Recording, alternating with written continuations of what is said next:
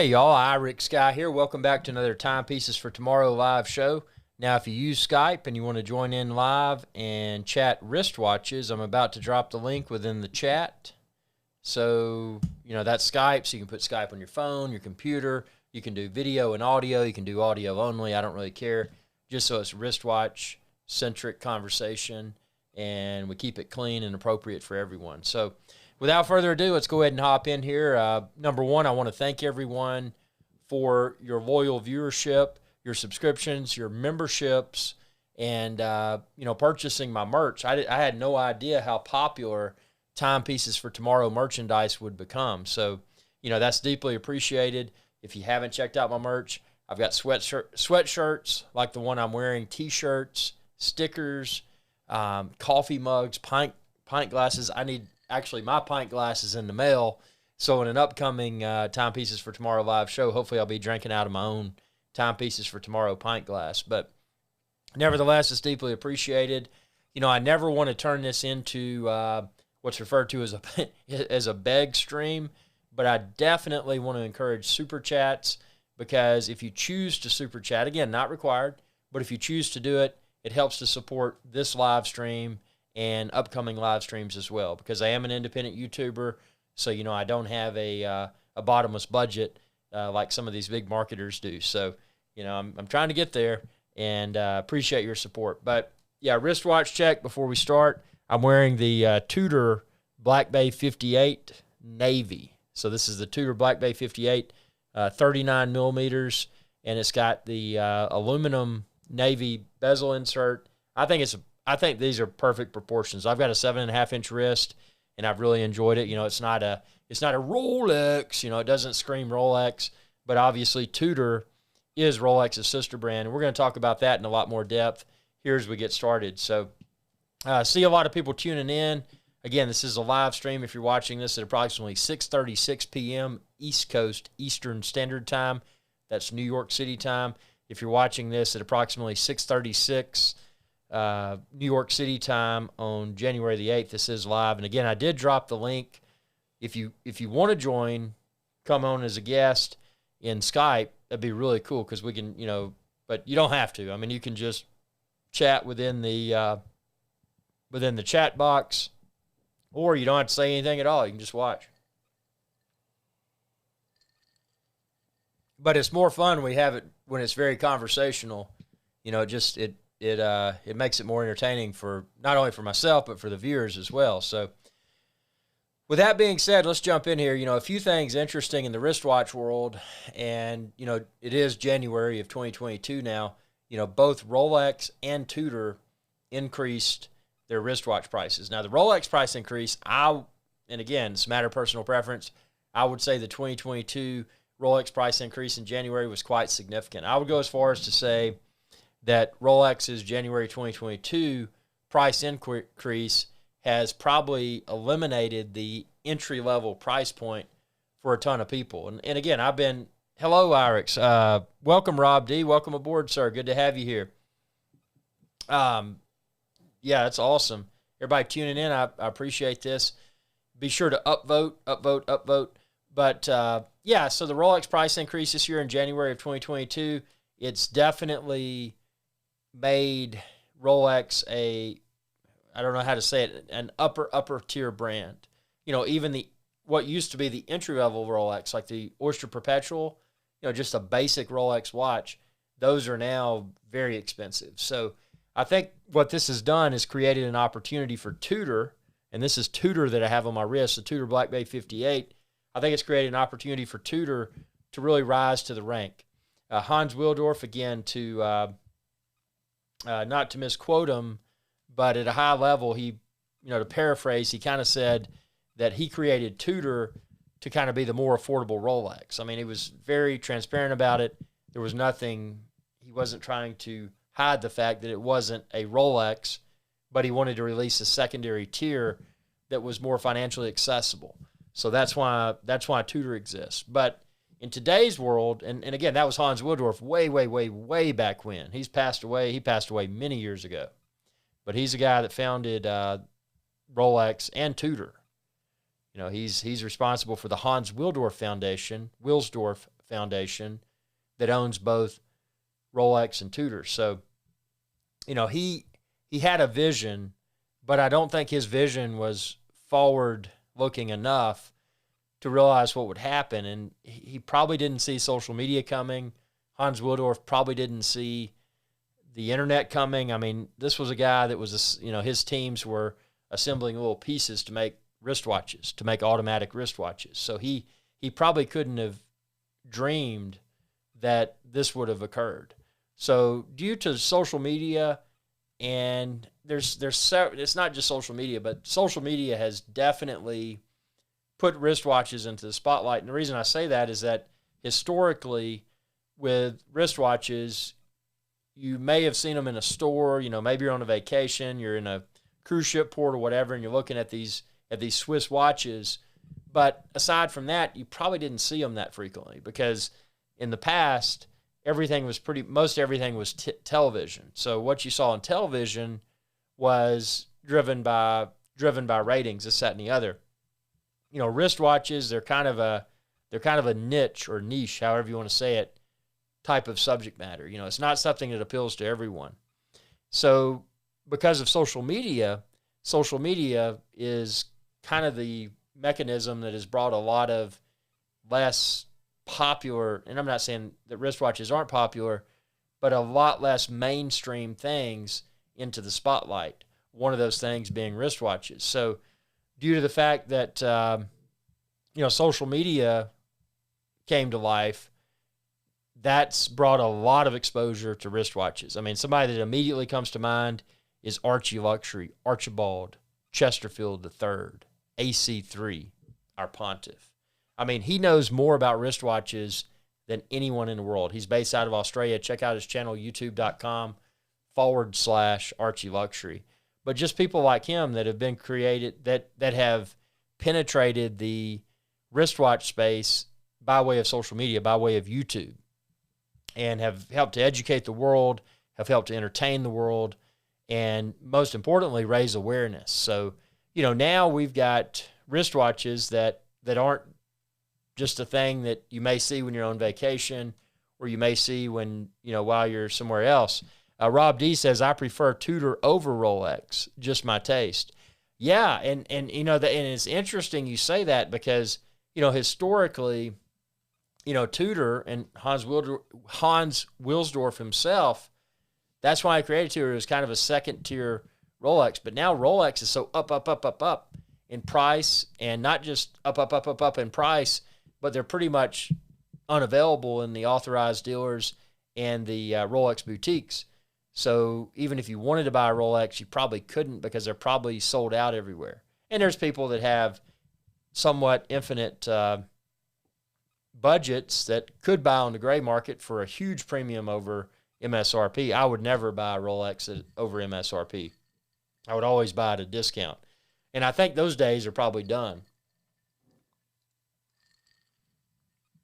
Even in the Rolex authorized dealers, I think, where in the past, I'm, circling back 10, 15, 20 years ago, where you could negotiate a discount at retail for Rolex. I think those days are done. But, like Rob D said, I prefer Tudor over Rolex, just my taste. Tudor is an exceptional watch. There's so many people that are drawn to wristwatches for the wrong reasons. A lot of people, and granted, I'll admit I was kind of suckered into that in the beginning as well, because I knew, when I had one of my first successful business ventures that, well, what are you going to do to celebrate it? Well, you're going to buy a Rolex. You're going to buy your first Rolex. So when one of my first business ventures did somewhat well, I'm like, you know what, I'm going to buy a Rolex. And then that was kind of I've always enjoyed wristwatches. So it was the fact that I got a wristwatch that I felt was kind of the top tier wristwatch. But honestly, buying my first Rolex was kind of a gateway into this addiction that we call wristwatch collecting. Because, once you get that first Rolex, then it's like, okay, it's cool. You've ticked that off of your list.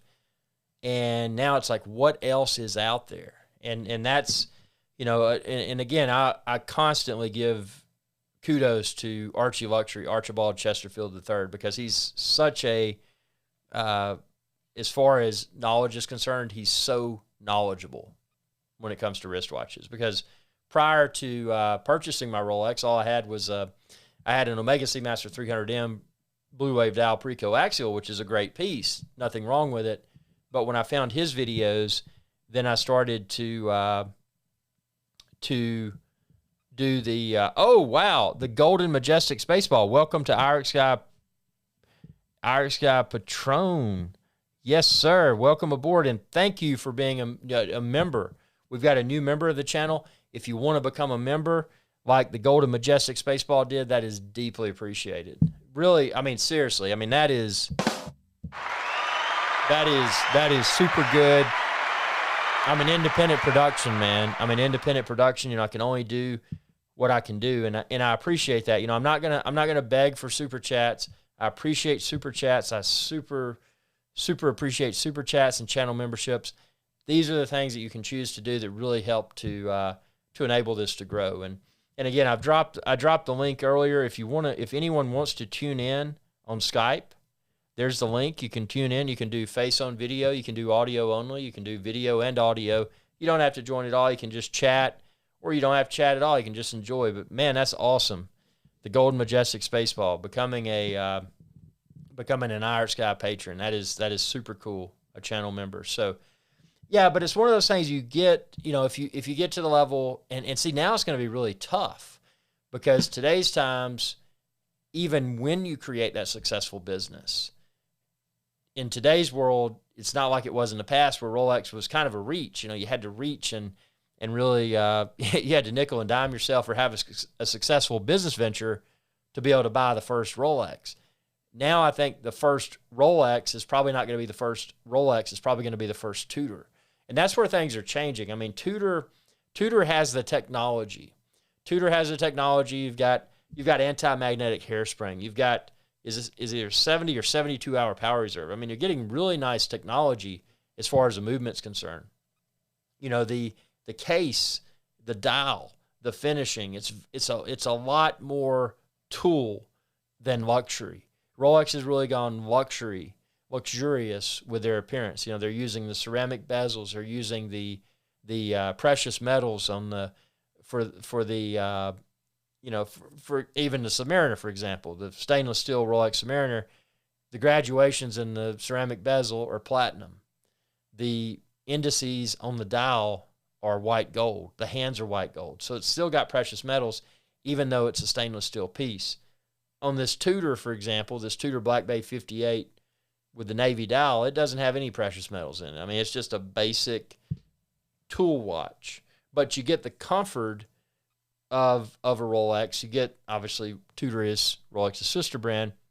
You get the comfort of a Rolex, and you may, and this is to be determined, and, you know, time will tell, but you may have the same experience with a Tudor that you may have had with the Rolex in the past, meaning that, you know, every few months, I mean, not every few months, but every few years or so, they typically have a price increase. And it doesn't mean it's every year, but typically they increase the MSRP, which means, hypothetically, if someone buys a Tudor wristwatch today, or, you know, January of 2022, hypothetically,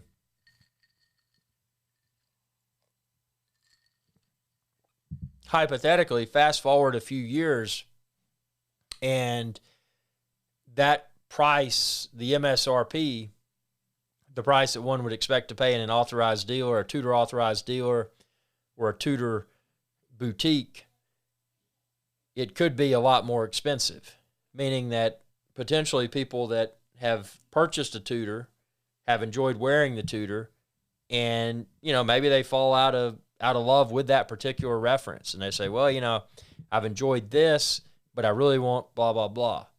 It could be a situation where they may be able to trade up, you know, if they want to not necessarily trade up, but just trade into a different piece. Or if they wanted to sell, potentially they may be able to sell it, and they may, you know, when you're looking at Rolex, if you're selling pre-owned, they're selling well above MSRP. Most of the Rolex references are are selling well above MSRP in used condition. I mean, it's crazy. It's a crazy market right now. Now, without a doubt, Tudor is not as hot from a dollar's perspective as Rolex, and that's not why I'm in this. I'm not into timepieces because of the possibility of future appreciation. It's great to have something that you enjoy wearing that could potentially appreciate, because then you feel confident. Well, hey, if I wear it and I enjoy it, maybe I bang it into some walls, maybe it, gets some scratches on the bezel or whatever. I don't care, because if I ever wanted to trade, or if I ever wanted to sell, it would possibly be something that I could possibly get out of for a profit, more than I paid for it new. I mean, again, nothing is guaranteed, but it's just a possibility. So, these wristwatches, they're really cool. And it's not, here's the thing. I've been around the board, and again, another shout out to Archie Luxury. Speaking of our pontiff, Archibald Chesterfield III, his live stream is going to go live in about 10 minutes. So, we don't want to rub elbows. I mean, not rub elbows, but we don't want to disrespect our pontiff. So, a few minutes after he goes live, I'm going to hop on there, and y'all can join me on Archibald Chesterfield III, because I'm not rebel streaming. I've got mad respect for that dude. I definitely do. I mean, he's our pontiff. He is the most knowledgeable wristwatch person in the world. But yeah, it's just one of those things. It's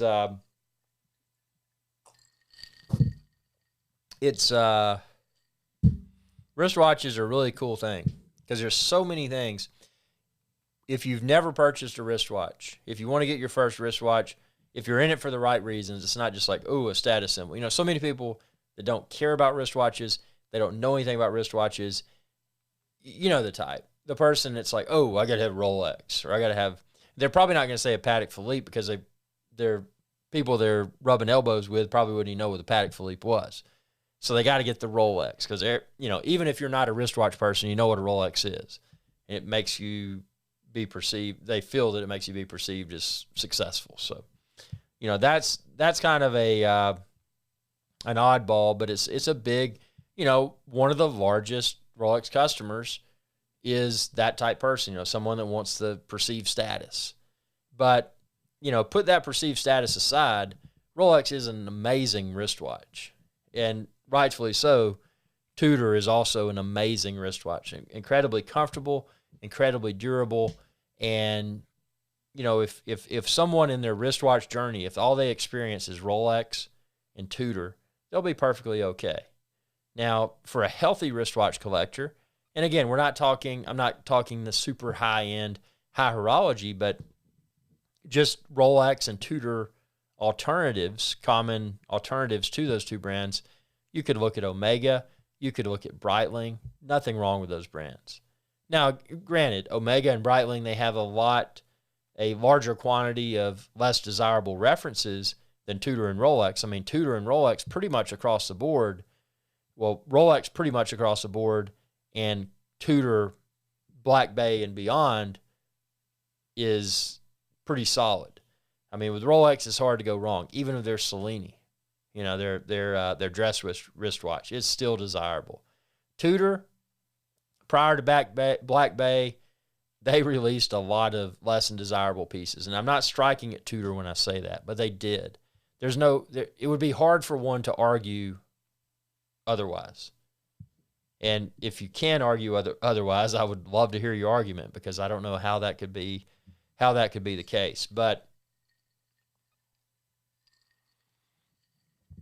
Tudor has already, in my opinion, in January of 2022, to credit to Black Bay's success, Tudor has already replaced the entry-level price point for Rolex. And that's a huge thing. So, we are going to see Tudor really rise within the ranks. And it's not, again, Tudor is not I don't think Tudor will ever become an arrogant brand. I don't think it'll ever become, that's a Rolex. I don't think it's ever going to have that stigma associated with it. But what I do feel is that Tudor is not going to be a wristwatch that, and again, reminder everyone, if you want to tune in on Skype, I'm dropping the Skype link again if you want to chat face on video. We talk about wristwatches. Feel free to join. It's open for everyone. Just my only ask is that we keep it clean and appropriate for all age groups. But yeah, Tudor is no longer going to be a compromise. Tudor is no longer going to be, oh, well, I wanted to buy a Rolex, but I bought this instead. Or all the Rolexes were sold out, so I bought a Tudor. Tudor is going to, thanks to Black Bay, Tudor is going to step past that perception problem. Tudor is going to dig themselves. They're going to dig themselves out of the grave. They've had a perception problem. There's no denying it. And the founder, Hans Wilsdorf, he created that perception problem without realizing what he was doing. He was just, he created Rolex and Tudor, and he's like, man, he loves wristwatches. He wants to create wristwatches that people can wear almost anywhere, and they're comfortable and they're stylish. And then he made an affordable tier. He couldn't have seen into the future how social media would just rocket the perceived value of Rolex. It's nuts how expensive these things are now. So he probably never saw the Tudor challenge coming, that Tudor has a perception problem. It's going to be hard to get out of that. And it's like, why did you buy? Here, Tudor is great, but they don't make watches with 904L still. Very awesome comment. So these use the standard stainless steel, like you're going to find, 316L? The standard tier of stainless steel, like you're going to find in most wristwatches. Again, nothing wrong with it.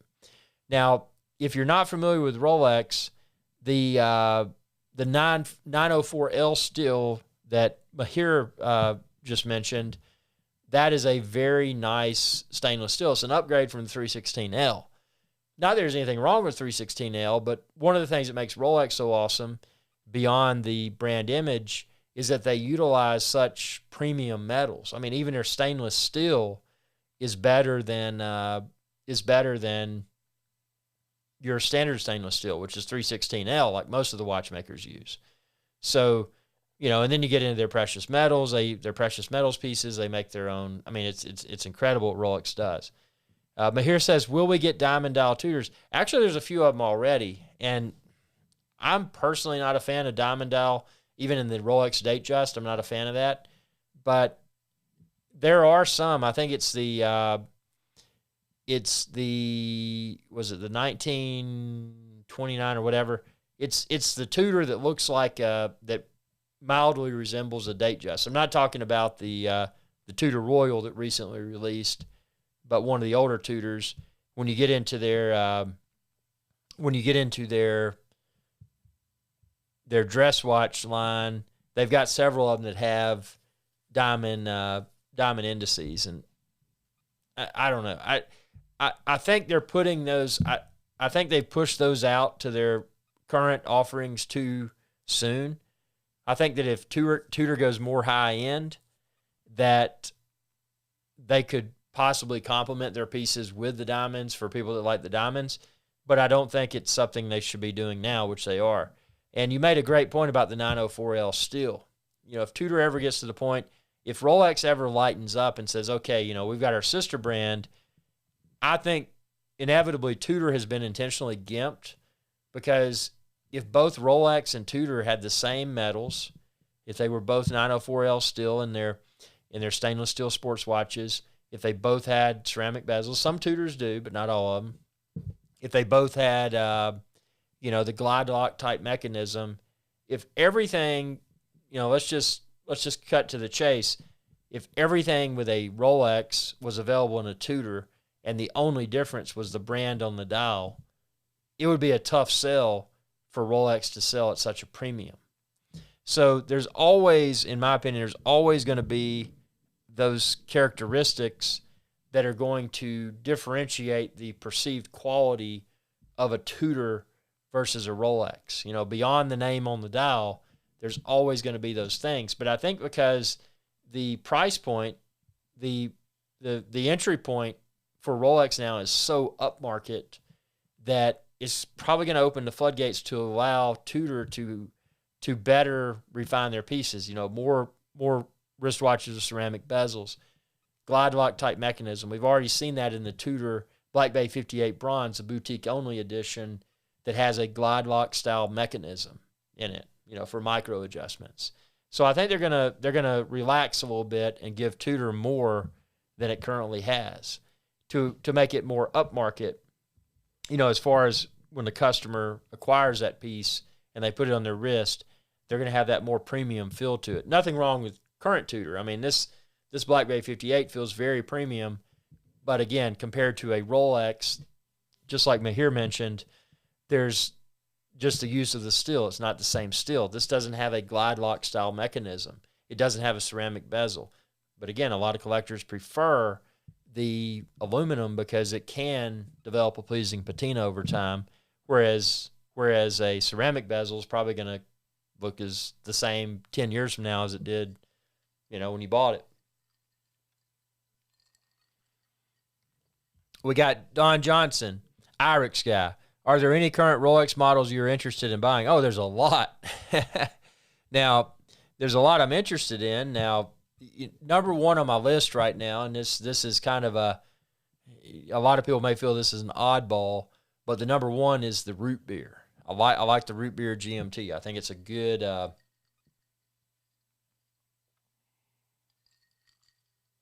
it's just a good look to it. And I don't have a GMT complication. So definitely interested in the root beer. I'm interested in, I would like to get a Sky Dweller in the future. I think that's kind of a cool piece. It's one of the most complicated Rolexes, which is kind of neat. I like the, I love my Submariner, but, part of me wants a Cermet or I'm not a big fan of the Hulk. Actually, I do like the Cermet with the black dial. I like that. Nothing wrong with a Pepsi. I'd love to have a Pepsi on the Jubilee. I'm not a fan of the Batman, even though I like blue, and I have several blue and black wristwatches. There's something for me with the Batman, with the blue and the black on the bezel. I can't explain it. I don't like it. I don't like it, but I do love the Pepsi. And I'd like to have, if Rolex releases a Coke GMT, I think that would be a great piece that I'll be interested in. I'd also like a Daytona. Not a big fan of the Yachtmaster because I'm not a big fan of the bezel. And I've got my Ulysses Norden Maxi Marine Diver that's similar to a Yachtmaster, but I feel looks better than a Yachtmaster. So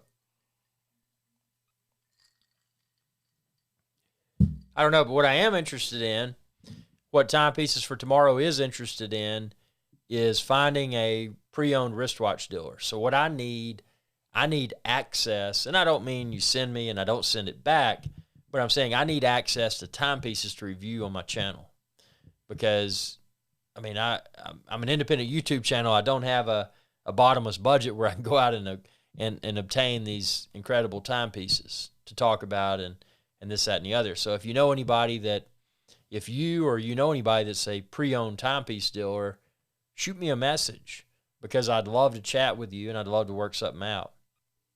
Don says, yes, ceramic Coke would be amazing. Yeah, the Coke ceramic, and there's no doubt it's coming, man. It's got to be coming because Rolex is easy. They're somewhat easy to predict. They don't, unlike Tudor will kind of go out there and go on their own little tangent and do whatever they want to do. Rolex is it's kind of like, okay, well, that's what they historically did. This is what we'll probably expect going forward. Minor refinements, better materials, better movements, but still that design language when you look at it, whether it's a 20-plus-year-old timepiece or a current reference Rolex, you can look at it and say, okay, that's a GMT, or okay, that's an Explorer 2. They don't want to step too far away from it. Mahir says, do you foresee a time when they couldn't give Rolexes away, like the post-2007, 2008 crisis when ADs used to give 40% discounts? It's interesting you say that, Mahir, because actually, yeah, that is very interesting, because I remember, and I'm going to fast forward a few years to 2013 or around 2013, I remember the Hulk and the Kermit. So I remember going into an authorized dealer in the Cayman Islands when I bought my Rolex Submariner 114060. They had everything.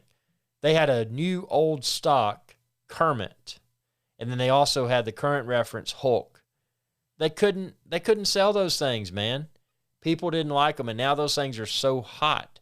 And I think a lot of this is, and I don't know if history will repeat itself, but I mean, who knows where this is going to go? You know, is Rolex going to create a new manufacturing facility? Are they going to just really ramp up production and flood the market? I mean, it's hard to predict what the future may bring. I think the days of discounts from the authorized dealers are probably done. I mean, I may be wrong. Anything can change.